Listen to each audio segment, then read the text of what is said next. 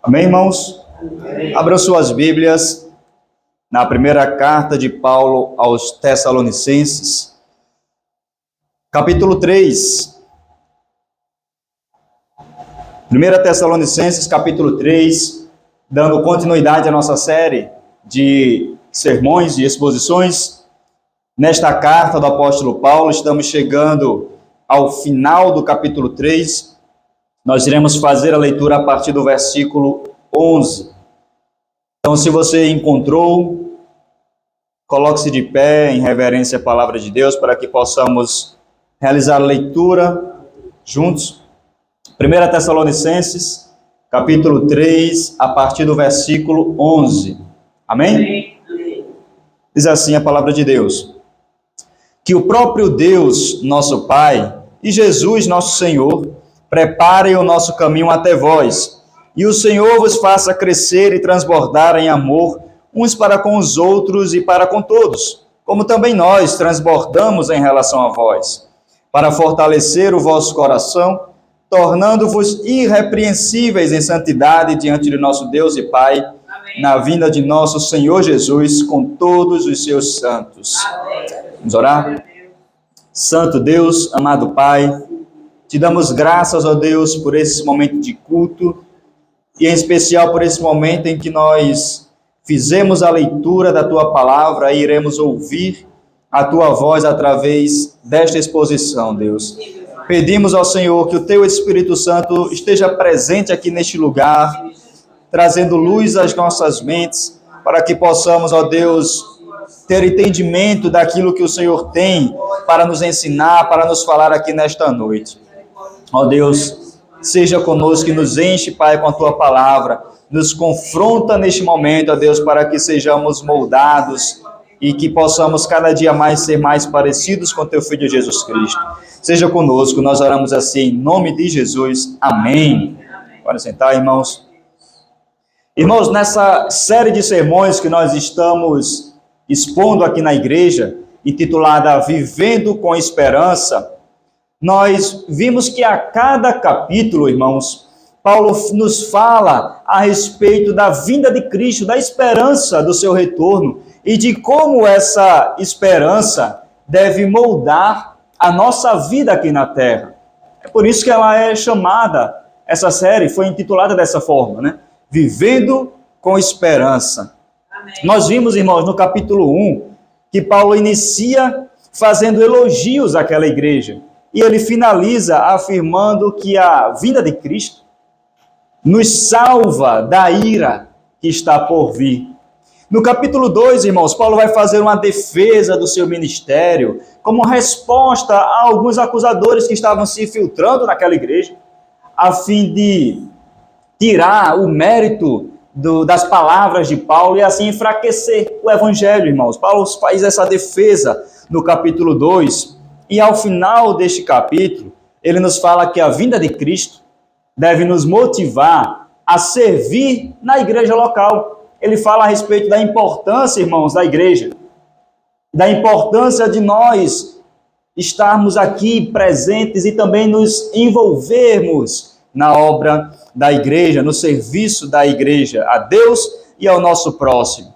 E já aqui no capítulo 3, irmãos, Paulo vai falar a respeito dos motivos de ter enviado Timóteo até aquela igreja, e ele também fala que muito se alegrou com as notícias trazidas daquela igreja. E ao final deste capítulo, que é a parte que nós lemos aqui nesta noite, irmãos, é a parte que nós iremos nos aprofundar, ele ora pelos irmãos daquela igreja, e ele afirma, irmãos, que a vinda de Cristo deve nos motivar a viver de uma maneira santa. Viver de maneira santa, irmãos. Por isso, irmãos, que esse tema deve estar sempre presente em nossas mentes, vivendo com esperança. Porque, irmãos, a vinda de Cristo não é algo que apenas nós falamos e é algo distante, é algo que vai acontecer só no futuro e que nós não devemos olhar muito para isso. Não, pelo contrário, irmãos. quando nós olhamos para o futuro, quando nós olhamos para a vinda de Cristo, para essa promessa que Ele nos fez, irmãos, o nosso coração deve se encher de esperança, e essa esperança deve mudar o modo como nós vivemos aqui na terra, irmãos, o modo como nós nos portamos aqui enquanto este grande dia não chega. E com essa oração, irmãos, de Paulo aqui no final deste capítulo, nós podemos aprender algumas lições, tanto lições relacionadas à oração propriamente dita, quanto ao modo como nós devemos viver também. Mas antes, irmãos, ainda à guisa de introdução, nós precisamos entender 2 pontos. Em primeiro lugar, a quem essa oração é dirigida? A quem essa oração é dirigida? Irmãos, no versículo 11, Paulo diz assim, que o próprio Deus, nosso Pai, e Jesus, nosso Senhor. Irmãos, Paulo dirige a sua oração a Deus, o Pai, mas ele também dirige essa oração a Jesus, o Senhor. E quando Paulo chama a Deus de Pai, irmãos, ele nos aproxima dele como filhos amados que nós somos. Isso é importante, irmãos, porque nós devemos ter isso em mente, que Deus é nosso Pai. E é por isso que ele diz, que o próprio Deus, meu Pai, não, ele diz que o próprio Deus, nosso Pai, para que você também tenha essa ideia, essa certeza, melhor dizendo, de que Deus também é o seu Pai e que você também pode se aproximar dele em oração, irmãos. Nós temos um Pai que está nos céus, mas que ele não está distante de nós. Nós podemos dirigir as nossas orações a Ele, porque Ele está sempre com os seus ouvidos atentos a ouvir as nossas vozes, irmãos.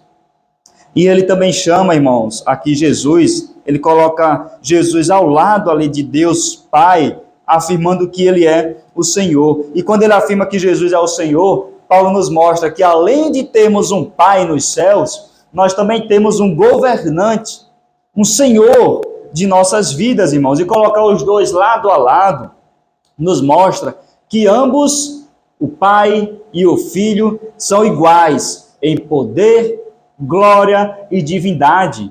Amém. O Pai não é superior ao Filho, e nem o Filho superior ao Pai, irmãos, porque o Pai e o Filho são verdadeiramente Deus, um único e verdadeiro Deus que existe eternamente em 3 pessoas, Pai, Filho e Espírito Santo, irmãos. Então, irmãos, quando nós dirigimos a nossa oração ao Pai, nós sabemos que o Filho está ali presente também, contemplando as nossas orações. Quando nós dirigimos as nossas orações ao Filho, o Pai também está presente ali, contemplando as nossas orações. E o Espírito Santo.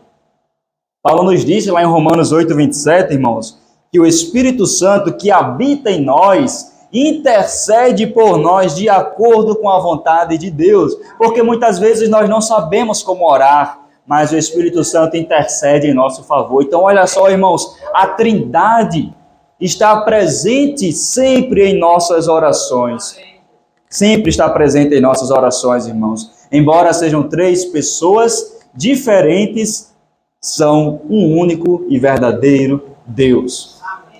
Amém? E em segundo lugar, irmãos, ainda na introdução, qual é o propósito desta oração de Paulo?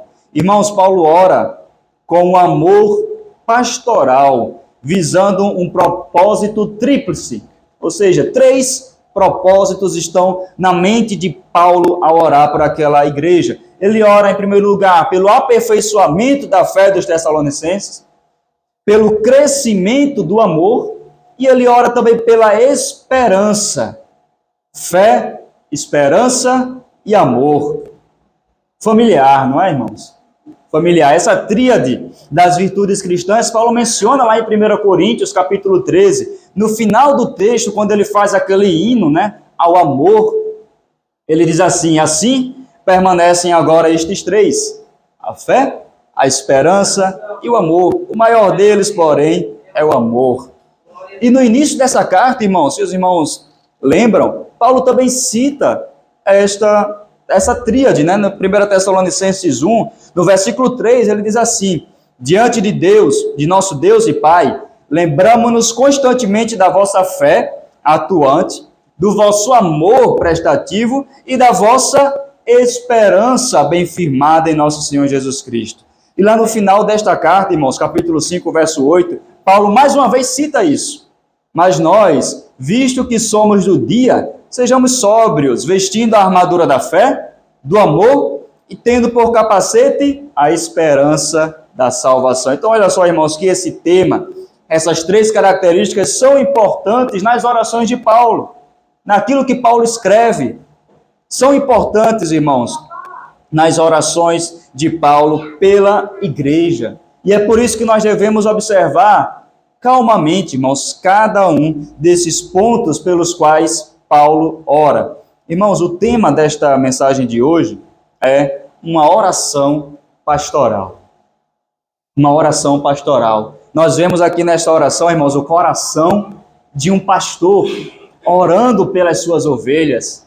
Mas não somente, irmãos, deve refletir a oração do pastor, mas a oração de todo servo de Deus, de todo cristão.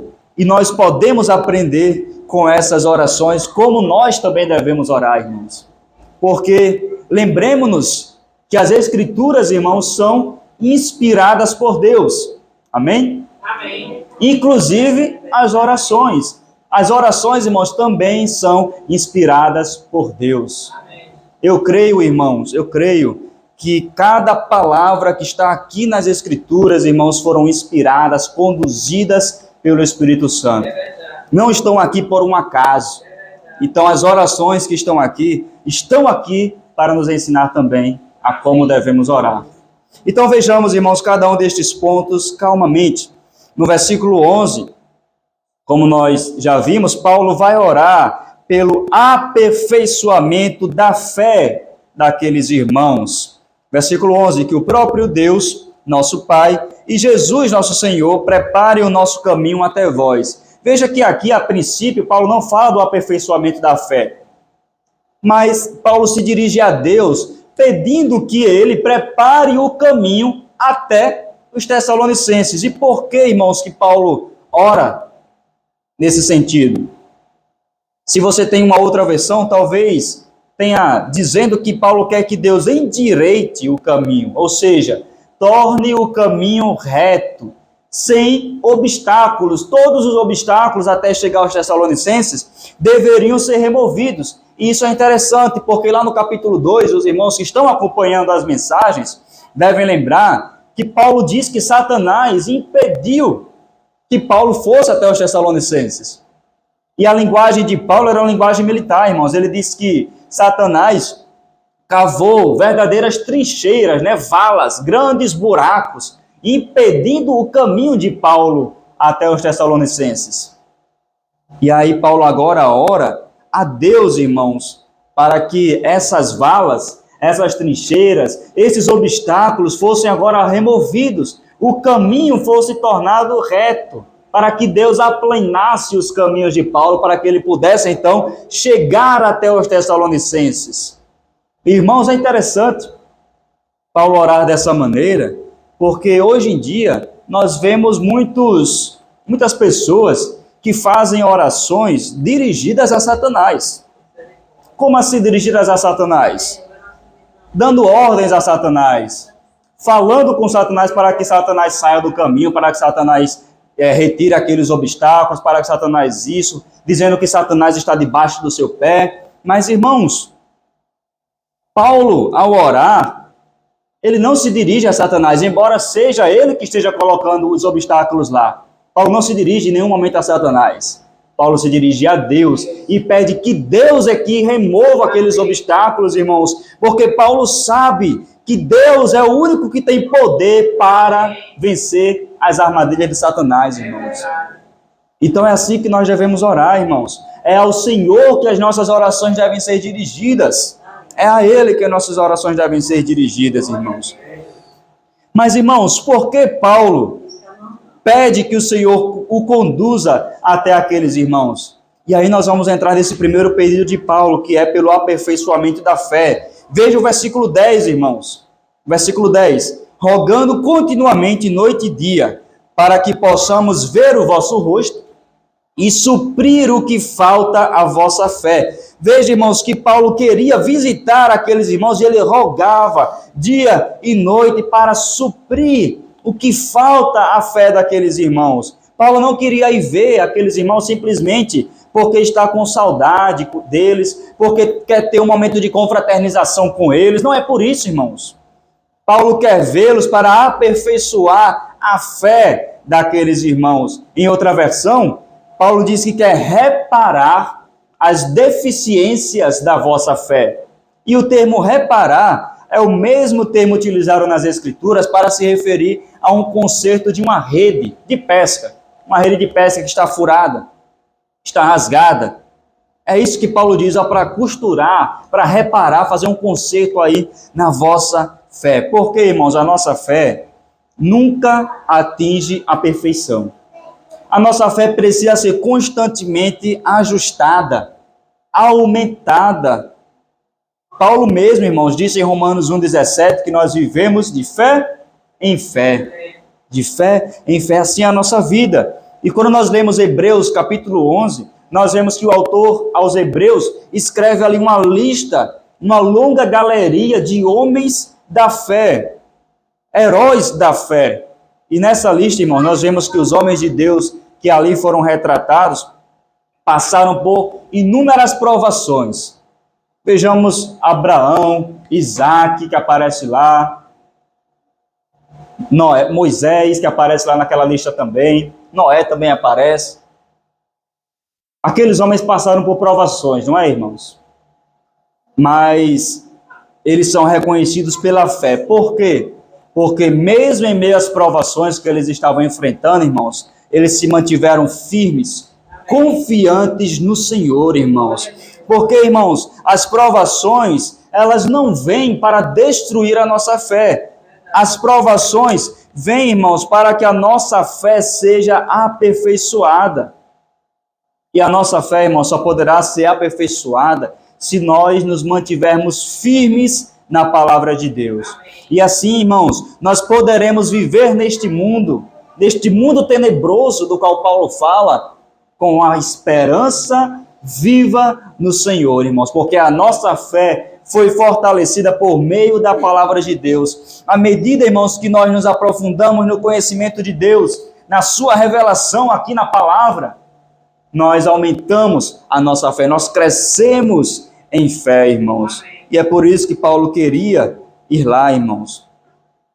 O ministério apostólico era justamente esse: suprir aquilo que falta na fé daqueles irmãos. E suprir de que maneira? Com a palavra de Deus. Irmãos, e é isso que nós devemos fazer, irmãos. Se nós quisermos que a nossa fé seja aperfeiçoada de fato, nós devemos gastar tempo, irmãos. Dedicar tempo com o Senhor, orando, lendo a palavra, irmãos, porque é apenas por meio dela que nós estaremos preparados para o dia mau. É por meio dela que nós venceremos, irmãos, as tribulações, as tempestades que virão contra as nossas vidas. Eu gostaria, irmãos, de falar aqui para vocês que, se você tiver fé, você não vai passar por dificuldade. Mas não é isso que a palavra de Deus nos diz, irmãos. A Bíblia diz que nós passaremos por dificuldades. Neste mundo tereis aflições, mas tende bom ânimo, porque eu venci o mundo. É isso que o Senhor Jesus nos fala. E nós, irmãos, só poderemos nos manter em pé, firmes diante dessas tribulações, quando a nossa fé for fortalecida por meio da palavra de Deus. Irmãos, Paulo orava por isso. Paulo orava pela fé dos irmãos. E a oração de Paulo foi atendida, irmãos. Veja 2 Tessalonicenses, versículo 1. Só você avançar um pouquinho, capítulo 1, aliás, versículo 3. Olha o que Paulo diz: irmãos, temos sempre de agradecer a Deus por vós, como é justo, porque a vossa fé tem crescido muito. Olha só, irmãos, já em outro momento, em outro tempo, Paulo escreve uma segunda carta e louva a Deus, agradece a Deus, porque a fé daqueles irmãos cresceram cada vez mais. A oração de Paulo, irmãos, foi atendida, porque Paulo orava conforme a vontade de Deus. Paulo não orava, irmãos, por motivações egoístas. Paulo orava visando o crescimento dos irmãos. Paulo orava para a glória de Deus. E é assim que nós devemos orar, irmãos. Para que a nossa fé cresça, para que a fé também dos nossos irmãos continue a crescer. O segundo motivo, irmãos, pelo qual Paulo ora, está no versículo 12. Ele diz: e o Senhor vos faça crescer e transbordar em amor, uns para com os outros, e para com todos, como também nós transbordamos em relação a vós. O segundo motivo, irmãos, ele ora pelo crescimento do amor mútuo.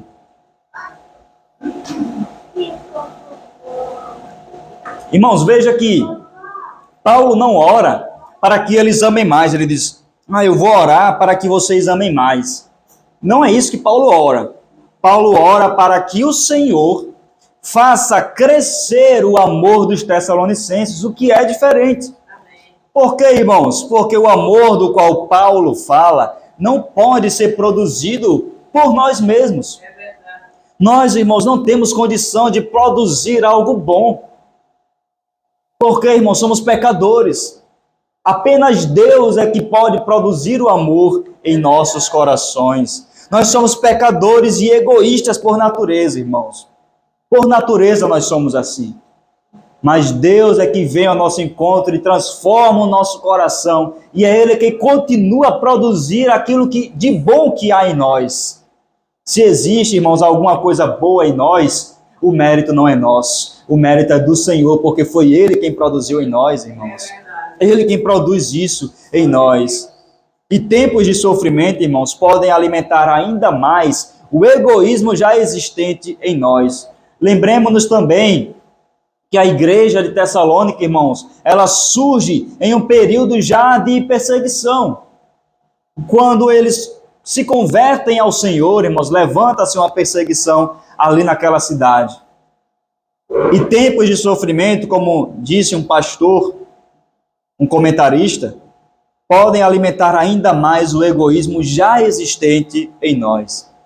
E não basta irmos muito longe, irmãos. No período de pandemia, por exemplo, nós vimos isso acontecer. Nós percebemos que as pessoas começaram a se isolar uns dos outros e começaram a buscar os seus próprios interesses, enquanto outros olhavam para as necessidades dessas pessoas e não as suas somente.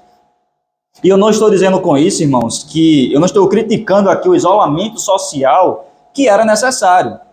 Naquela época, nós precisávamos nos afastar uns dos outros para que pudéssemos manter a nossa saúde e a dos outros também.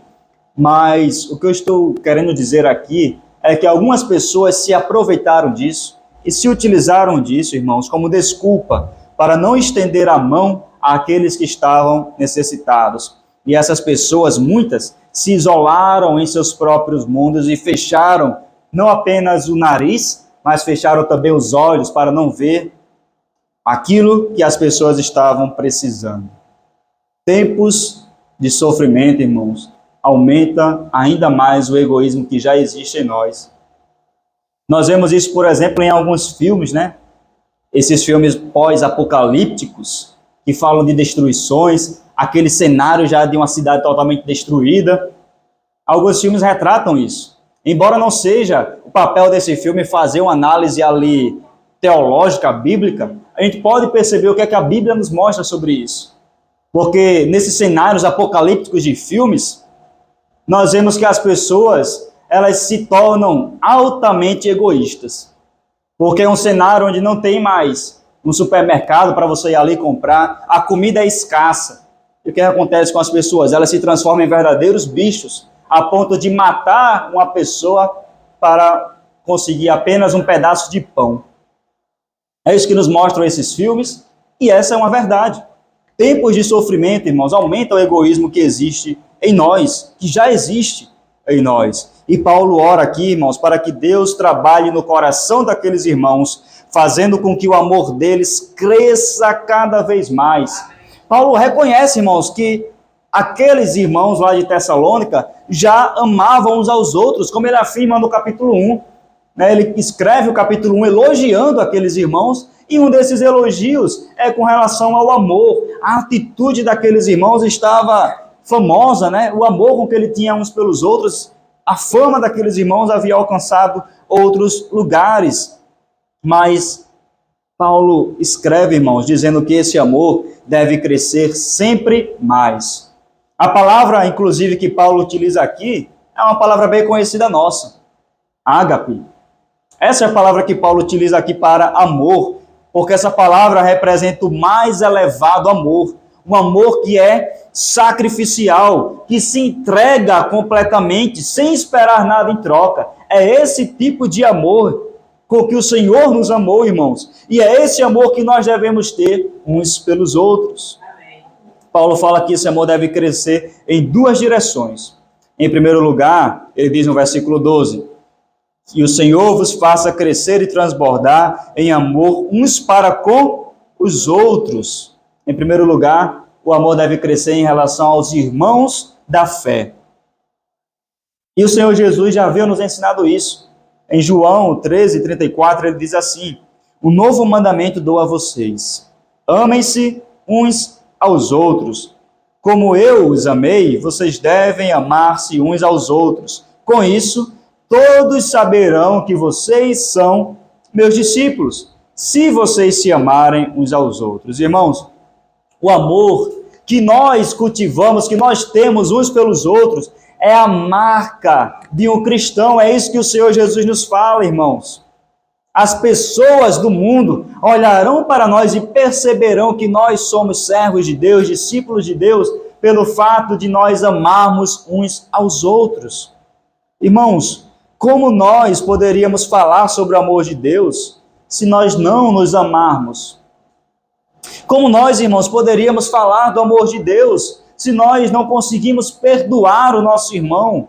Como seríamos reconhecidos como discípulos de Cristo se nós não nos importamos uns com os outros, irmãos? O amor é um mandamento.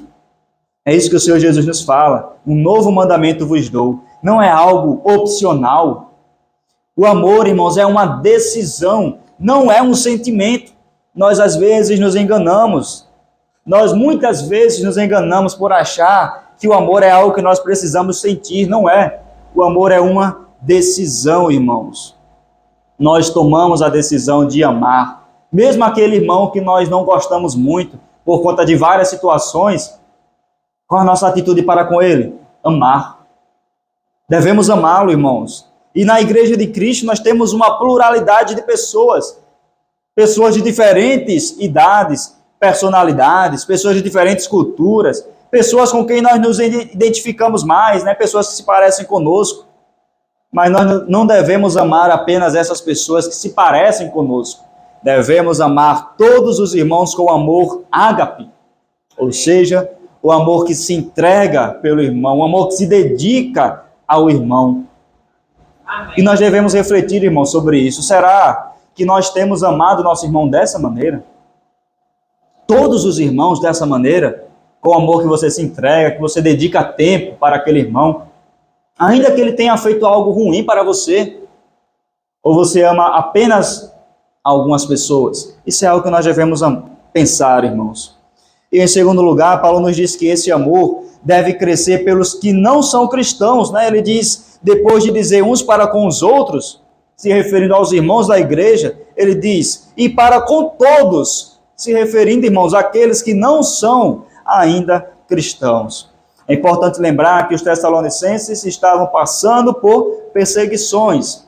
Eles já iniciaram a sua caminhada cristã com dificuldades, com tribulações. E qual seria, irmãos, a reação natural do homem diante de uma situação como essa? Diante de alguém que está nos perseguindo? É sentir raiva por aquela pessoa. É odiar aquela pessoa. É querer o mal daquela pessoa. Mas o que é que as Escrituras nos dizem que devemos fazer, irmãos? Paulo diz, escrevendo aos Romanos, se o teu inimigo tiver sede, o que nós devemos fazer? Dá-lhe de beber. E se tiver fome, dá-lhe de comer. Ou seja, aquele que nos faz o mal, nós devemos pagar com o bem. Jamais, irmãos, fazer o mal. O exemplo supremo sempre deve ser o do nosso Senhor Jesus. Romanos 5:8. Mas Deus demonstra seu amor por nós. Cristo morreu em nosso favor quando ainda éramos pecadores. Irmãos, nós estávamos nessa mesma condição. O amor de Deus foi derramado em nossos corações, não porque nós éramos pessoas boas. Deus estava lá no céu e olhou assim, aquela pessoa é tão boa, vou amá-lo. Não, irmãos, nós éramos pecadores miseráveis, estávamos longe do Senhor, estávamos distantes da graça de Deus, irmão. Nós éramos inimigos de Deus. É assim que a palavra diz a respeito de nós, antes de nos convertermos. Mas Deus ainda assim decidiu nos amar. Deus ainda assim decidiu enviar o seu Filho Jesus Cristo para nos salvar, para morrer em nosso lugar. Em Romanos 5, irmãos, Paulo também diz assim, que dificilmente alguém morreria por uma pessoa boa, ainda mais por uma pessoa má. Mas Cristo morreu, irmãos, pelo pior dos pecadores. Esse tipo de amor, irmãos, não é algo que nós podemos produzir. Apenas o Senhor pode produzir em nós. E é somente por meio da oração que nós cresceremos em amor. Muitas vezes nós queremos nos perguntar, como é que eu posso amar uma pessoa que nos fez mal? Nós nos perguntamos isso. Como eu posso amar uma pessoa que me perseguiu? Como posso? Ore por essa pessoa. A oração é a maior demonstração de amor. Comece a orar e que Deus vai transformar o seu coração e você vai poder demonstrar esse amor para aquela pessoa. E Paulo, irmãos, no final do versículo 12, ele se coloca como exemplo, juntamente com Silas e Timóteo, do amor que eles devem ter. Porque ele diz assim, como também nós transbordamos em relação a vós. Irmãos, Paulo amou os Tessalonicenses antes mesmo de os conhecer. E aí nós podemos nos perguntar, mas como assim eu posso amar uma pessoa sem conhecer? Veja o caso de um missionário, irmãos, que viaja até um lugar que não conhece a Cristo ainda. Um lugar que não foi alcançado pelo Evangelho. Um lugar que persegue cristãos. E aí um missionário decide viajar para esse lugar, sabendo que a sua vida será colocada em risco, sabendo que ele pode morrer naquele lugar. Mas por que aquele missionário vai, irmãos? Em primeiro lugar, por amor a Deus. E em segundo lugar, porque ele ama aquelas pessoas, mesmo sem conhecê-las. Ele ama tanto que ele arrisca a sua vida para pregar o Evangelho para aquelas pessoas. E foi isso que Paulo fez, irmãos. Ele se entregou por aqueles irmãos, mesmo sem conhecê-los, mesmo sabendo que poderia morrer diante de algumas viagens que ele fez, e de fato Paulo morreu. Mas, irmãos, ainda assim ele decidiu demonstrar amor. Esse é o amor que Paulo diz que devemos ter pelas pessoas. E nós devemos orar, irmãos, para que o Senhor nos faça crescer nesse amor. E o terceiro e último motivo, irmãos, pelo qual Paulo ora, está no versículo 13. Ele ora por uma esperança santificadora. Veja o versículo 13.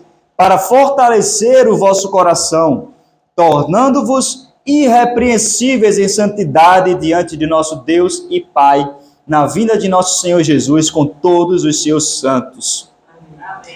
Como acontece, irmãos, em cada capítulo desta carta, como já mencionei, Paulo finaliza esse trecho falando a respeito da vinda do Senhor, da esperança que nós devemos cultivar em nossos corações e como essa esperança nos transformará, irmãos, para que vivamos de maneira digna nesta terra. Irmãos, ter consciência de que Cristo em breve voltará deve nos motivar a viver em santidade. E Paulo ora para que o nosso coração seja fortalecido, ou seja confirmado em santidade. Isso porque, irmãos, nas Escrituras, o coração é a fonte dos nossos pensamentos, é a fonte dos nossos desejos também, das nossas vontades. A Bíblia fala como coração, irmãos. Provérbios 4:23 nos diz, sobre tudo o que se deve guardar, guarda o teu coração, porque dele é que procedem as fontes da vida. Jesus também fala isso em Mateus 15:19, porque do coração procedem maus desígnios, homicídios, adultérios, prostituição, furtos, falsos testemunhos, blasfêmias, ou seja, é do nosso coração, irmãos, que surgem os maus desejos. E muitas pessoas se enganam porque acham que pecado é apenas o ato em si. Mas Cristo nos fala que não é apenas o ato. Ele diz, não assassinarás, ouviste o que foi dito. Mas eu vos digo, que qualquer um que se irá sem motivo contra um próximo, já cometeu assassinato em seu coração. Mas eu não adultero. Se você olhar para uma pessoa com intenção impura no seu coração, você já cometeu adultério em seu coração. Então, irmãos, é por isso que Paulo ora para que o nosso coração seja fortalecido, porque de nada adianta, irmãos, sermos cumpridores da lei apenas de forma externa. Eu não adultero, não assassino, mas o coração está totalmente corrompido, totalmente afastado de Deus. Não, irmãos, é o nosso coração que deve ser purificado, porque quando o nosso interior se torna puro, o nosso andar também se torna puro, irmãos. Nosso andar também se torna puro. Então, irmãos, nós devemos buscar a santificação, irmãos. A santificação é uma obra do Espírito Santo em nós, mas nós também devemos buscar sermos santos. A Bíblia nos dá essa ordem, né? Sejam santos, como Deus é santo.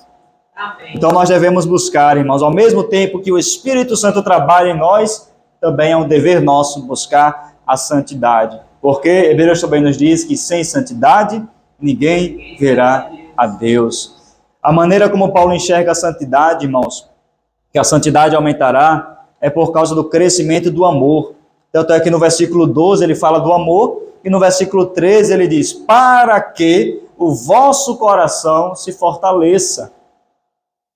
Então, quando nós começarmos, irmãos, a demonstrar esse amor, em primeiro lugar a Deus, em segundo lugar pelo nosso próximo, nosso coração se purificará cada vez mais.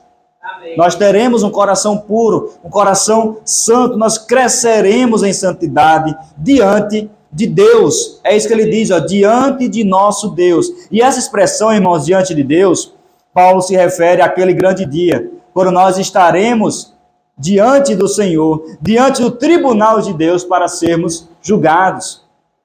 Todos nós, irmãos, todos nós, mesmo que já entregamos a nossa vida a Cristo, compareceremos diante do tribunal do Senhor. Mas lembre-se, esse tribunal não é para nossa condenação, irmãos, mas sim para recebermos recompensas do Senhor. Olha o que Paulo diz em 2 Coríntios 5,10. Pois todos nós devemos comparecer perante o tribunal de Cristo, para que cada um receba de acordo com as obras praticadas por meio do corpo, quer sejam boas, quer sejam más. A palavra que Paulo utiliza aqui, irmãos, para tribunal, é bema, que é um lugar de recompensa, não de condenação. Esse bema, irmãos, que Paulo diz aqui, era o local onde os atletas que participavam lá de competições, uma corrida, por exemplo, eles iam, depois dessa competição, eles iam até o bema para receber ali uma recompensa ou para receber aquela coroa como recompensa de sua jornada. Ele completou ali a corrida. Então, Paulo nos lembra, irmãos, nesse texto, que um dia nós estaremos ali, diante de Cristo, para que as nossas obras sejam julgadas. Não para que sejamos condenados. Porque, irmãos, a salvação não é por obras. É por meio da fé. É pela graça, irmãos. Então, nós estaremos diante do Senhor para sermos recompensados. Então, irmãos, a vinda do Senhor nos motiva a viver de modo santo, para que naquele grande dia sejamos achados irrepreensíveis. Viver com esperança, irmãos, significa viver em constante expectativa do retorno de Cristo e moldar a nossa vida à semelhança dele.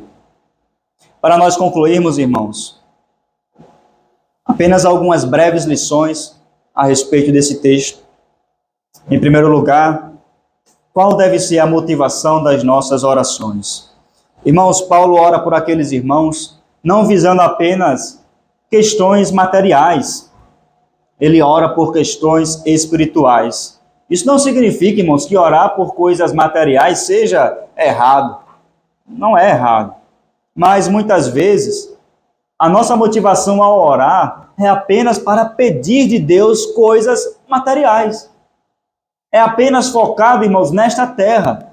As nossas orações, muitas vezes, são movidas por isso. Mas Paulo quer que nós lembremos aqui, irmãos, que nós devemos orar por questões espirituais. pelo nosso crescimento em fé, amor e esperança. Amém. E que também nós devemos orar não apenas por nós mesmos, por motivações egoístas. Devemos orar pelos nossos irmãos. E quando você ora, quais são as suas motivações?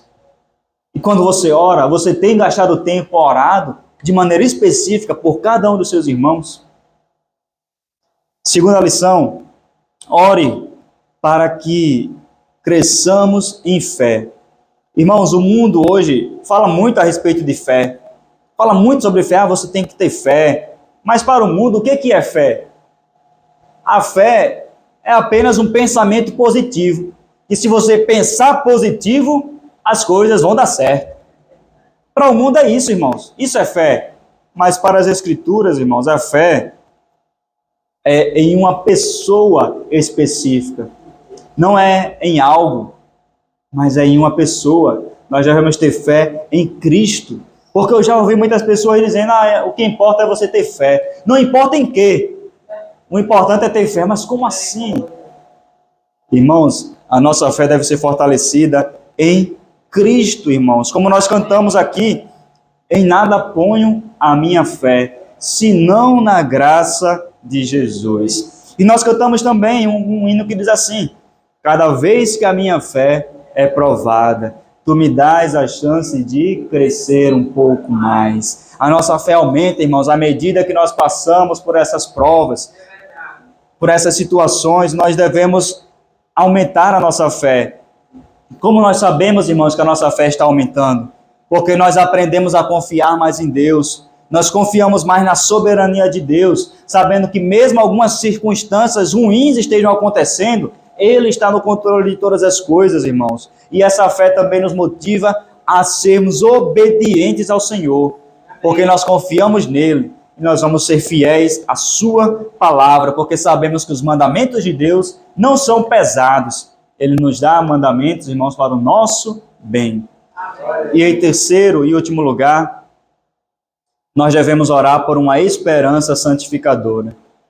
E aqui eu quero deixar uma pergunta para que nós venhamos a refletir, irmãos. Como você espera que o Senhor encontre você quando Ele retornar? Essa é a pergunta, irmãos, que nós devemos fazer constantemente. Será que eu estou preparado para encontrar com o Senhor? Se a vinda de Cristo fosse hoje, eu estaria preparado para isso? Paulo fala, irmãos, que a esperança da vinda de Cristo deve nos levar a viver de maneira santa. O apóstolo João, como nós lemos no início do culto, também fala sobre isso. 1 João 3,3. Todo aquele que nele tem esta esperança, purifica-se a si mesmo, assim como ele é puro. Irmãos, ainda existem muitas coisas em nós que precisam ser mudadas, muitos pecados existentes em nosso coração ainda. Mas à medida que você se aproxima de Deus, à medida que você conhece a Cristo, irmãos, esses pecados devem ser deixados de lado. Nós jamais alcançaremos a perfeição ainda nesta terra. Seremos perfeitos apenas quando encontrarmos com o Senhor. Mas até lá, irmãos, nós devemos buscar a perfeição. Devemos buscar crescer cada dia mais em santidade, irmãos. Então, é isso que nós devemos cultivar em nossas vidas, irmãos. Essa esperança da vinda de Cristo, que nos leva a viver nesta terra de um modo santo, para a glória de Deus. Amém? Vamos orar? Santo Deus, amado Pai, te agradecemos pela Tua palavra, Deus. Te agradecemos, ó Deus, porque com ela aprendemos até mesmo como nós devemos orar. Quais são as nossas motivações ao orar, Deus. E pedimos perdão, Pai, porque sabemos que muitas vezes as nossas orações são egoístas. Oramos pensando apenas em nós mesmos, pensando apenas em bens materiais, mas que o Senhor nos ajude, Deus, a deixarmos esse egoísmo de lado e orarmos, ó Deus, por essas questões espirituais, para que cresçamos em fé, amor e esperança, Deus, e que possamos também orar por isso, olhando para os nossos irmãos na fé, Deus. Ó Pai, nos ajuda a crescermos nessa fé, ó Deus, para que a nossa confiança no Senhor aumente cada dia mais. Nos ajuda, Deus, a crescermos em amor, para demonstrarmos, ó Deus, que somos verdadeiros discípulos do Senhor, por amarmos uns aos outros. E nos ajuda, Deus, a termos essa esperança santificadora em nós, que possamos, ó Deus, olhar para essas promessas que o Senhor nos fez em Tua palavra, que um dia o Teu Filho Jesus Cristo voltará e que nós estejamos preparados, ó Deus, para encontrarmos com o Senhor. Seja conosco, Pai, e nos ajuda a vivermos de modo digno aqui nesta terra. Oramos assim em nome de Jesus. Amém. Amém.